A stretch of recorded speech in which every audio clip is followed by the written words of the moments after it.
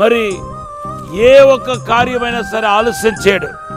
అది దేవుని ఏర్పాట్లో ఉందంటే దేవుడు విని వెంటనే తన అద్భుత కార్యాన్ని చేయగలుగుతాడు. ప్రైజ్ ది లార్డ్, హల్లెలూయా. మీరందరూ బాగున్నారా? Thank you lord. దేవుడు మనకు ప్రతిరోజు నూతనమైన కృపతో మనల్ని నింపుతున్నాడు, నూతనమైన అభిషేకముతో మనల్ని నింపుతున్నాడు. కనుక మన దేని గురించి చింతించాల్సిన అవసరం లేదు, బాధపడాల్సిన అవసరం లేదు. దేవుడు రాబోతున్న దినాల్లో తన అసాధారణమైన అద్భుతమైన కార్యాన్ని మీ జీవితంలో ఘనపరచబోతున్నాడు. మీకు ముయ్యబడిన ద్వారాలు తెరచుకోబోతున్నాయి. దేవుని కృప వలన దేవుడు కార్యం చేయబోతున్నాడు. ముఖ్యంగా ఈ కార్యక్రమాన్ని చూసేవారు బిజినెస్ వాళ్ళు అయితే మీ బిజినెస్లో గొప్ప బ్రేక్ త్రూ చూడబోతున్నారు. విడిపోయిన కుటుంబాలు దేవుడు చేరదీయబోతున్నాడు. ముయ్యబడిన గర్భాలు వివాహమై నాకు పిల్లలేరిన వాళ్ళకు దేవుడు అద్భుతం చేయబోతున్నాడు. అంతేకాదు ఈ వాక్యం వింటున్న వారు కాపురులు అయితే మీ సంఘం విస్తరించబోతుందని ప్రభు మాట్లాడుతున్నాడు. ప్రియ దేవుని బిడ్డలారా, దేవుని యొక్క కృప, దేవుని యొక్క శక్తి మన మీద ఉన్నంత వరకు మనం భయపడాల్సిన, దిగులు పడాల్సిన అవసరం లేదు.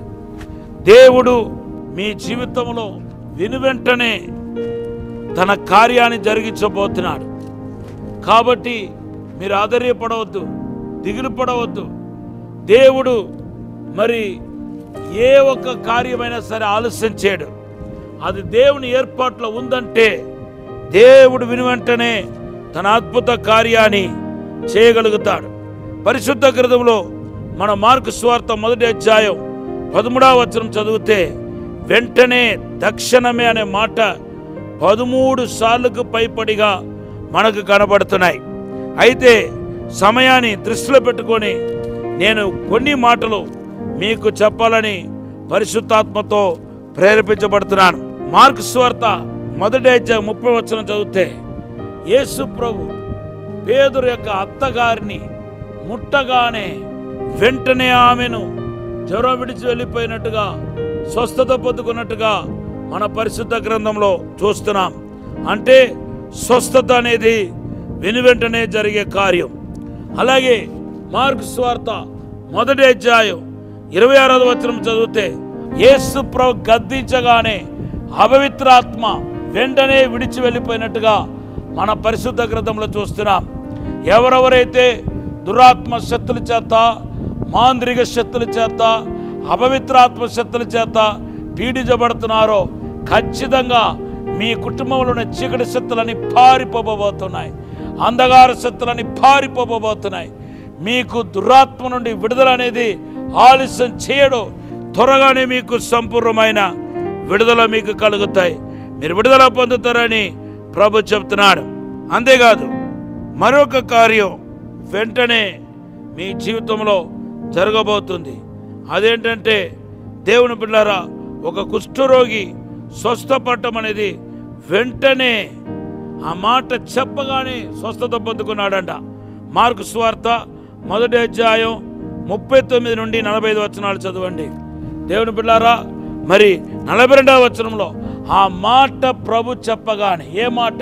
నాకు చిత్తమే, నువ్వు స్వస్థత పొందుకో అని చెప్పగానే స్వస్థ పొందుకున్నాడంట. కుష్ఠరోగం అనేది అవమానం. మీ అవమానం వెంటనే తొలగబోతున్నాయి. దేవుడు మీకు విడుదల ఇవ్వబోతున్నాడు.